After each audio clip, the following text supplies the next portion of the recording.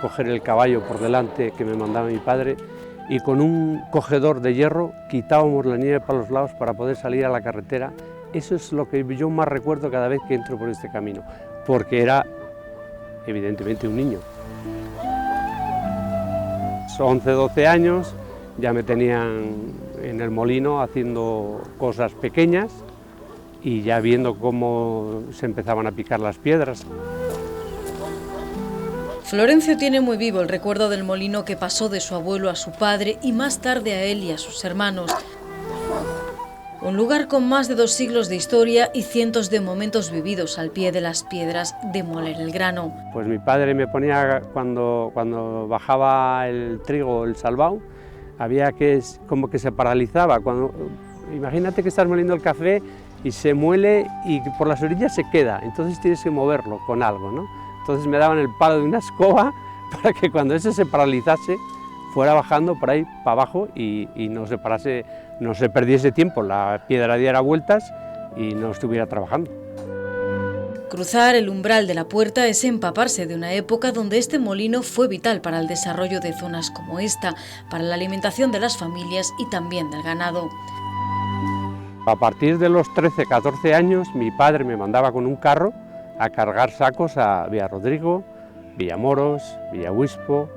Empezábamos, me ayudaban a descargarlos, muchas veces estaba el señor el labrador, otras veces había marchado a arar y me tocaba con la mujer, pues coger los sacos, los dejaban ya en la panera, ponerlos en un altillo así y abrazarlos y ponerlos un poco más para arriba porque ya eran sacos de 60, 70 kilos, eso ya con 13 años. Una familia dedicada por completo a un molino donde a mediados del siglo pasado el trajín de carros y encargos de trigo era continuo. Nacer aquí les dibujó un futuro donde había que aprender el oficio de molinero.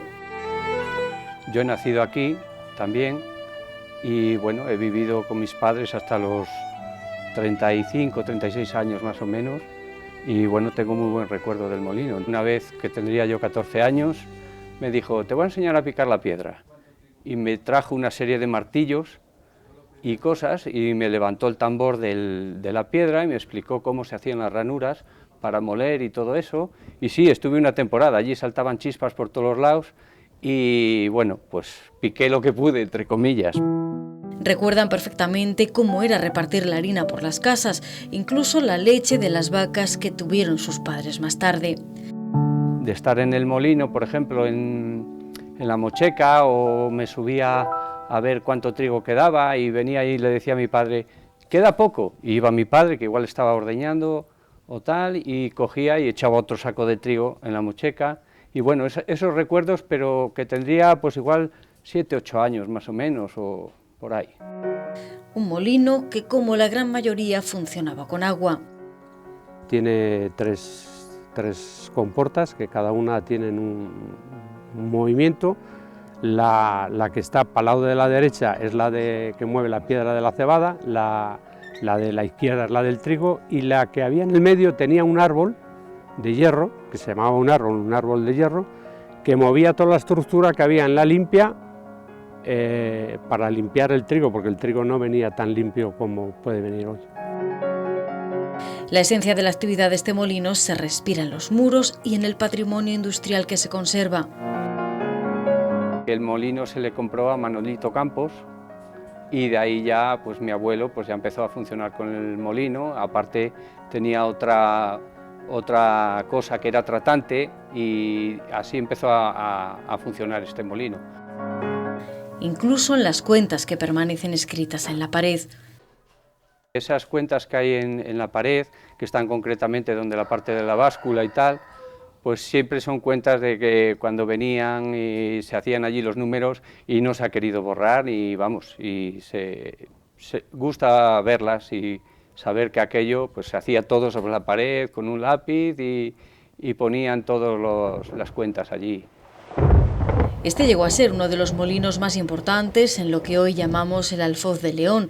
De él salía una harina mucho más limpia.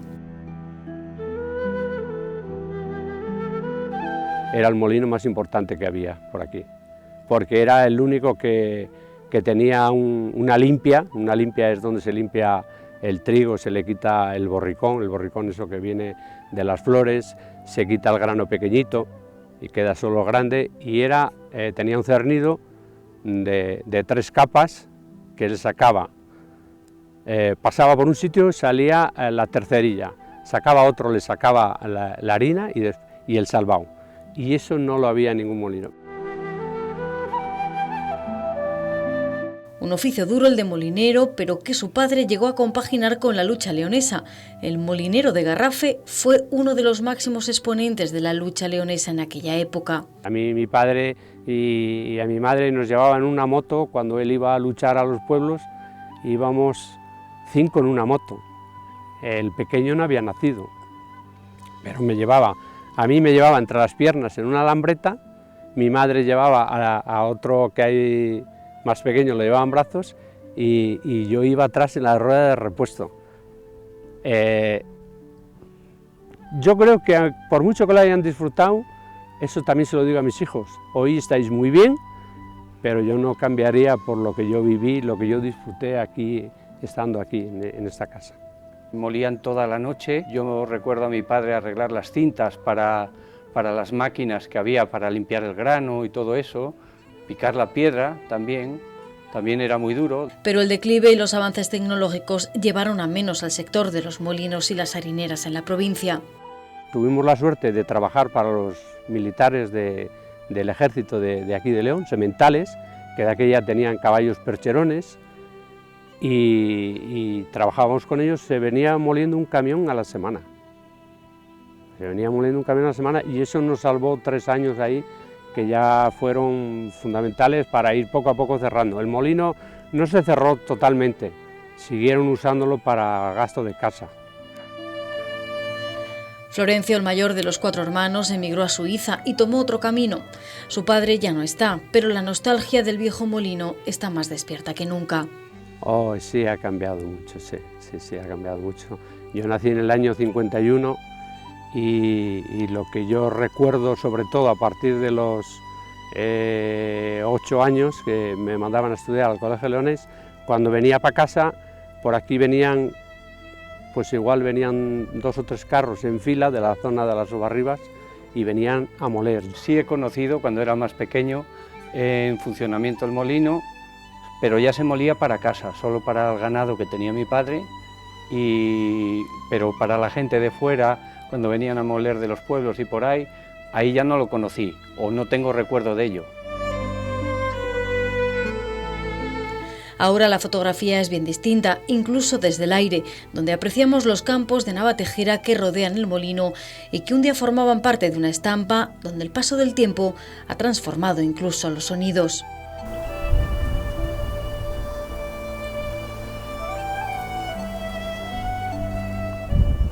Ahora hay silencio, pero había, aparte de la vegetación, estos prados cuando se segaban, por aquí había perdices y codornices a morir. Y el sonido de los tordos en el periodo de la uva, cuando llega ahora octubre, venían las francesillas, que es un animal que mucha gente ni lo conoce siquiera. Tampoco hay traídas de agua como las de antes.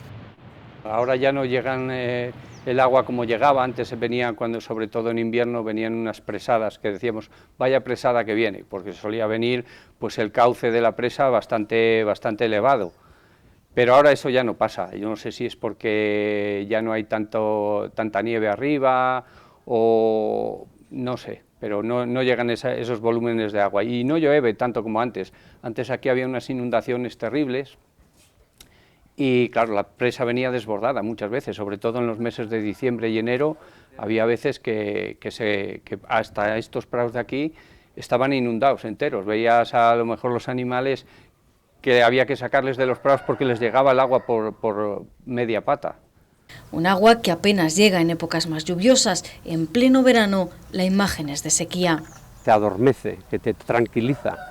Estábamos en la cama y aunque estuvieran las ventanas cerradas, evidentemente no son como las de ahora. Se sentía el agua cuando no trabajaba en el molino, caía por la parte del desnaguadero y golpeaba abajo, y eso hacía dormir, eso hacía descansar. Dormías pocas horas, pero estabas mucho más relajado que ahora. Y el molino lleva años sin ponerse en funcionamiento. Da mucho trabajo, hay que hacer muchas cosas, hay que estar siempre recogiendo. Estas casas tienen mucho trabajo, pero lo tenemos gran apego. Hasta ahora mismo seguimos funcionando con ello y haciendo todo lo que se puede por mantenerlo.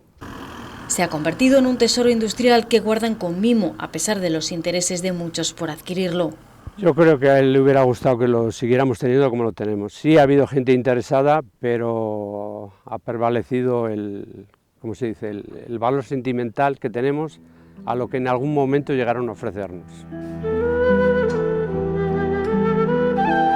Porque el valor sentimental por el viejo molino La Roma seguirá preservando la memoria de lo que un día fue.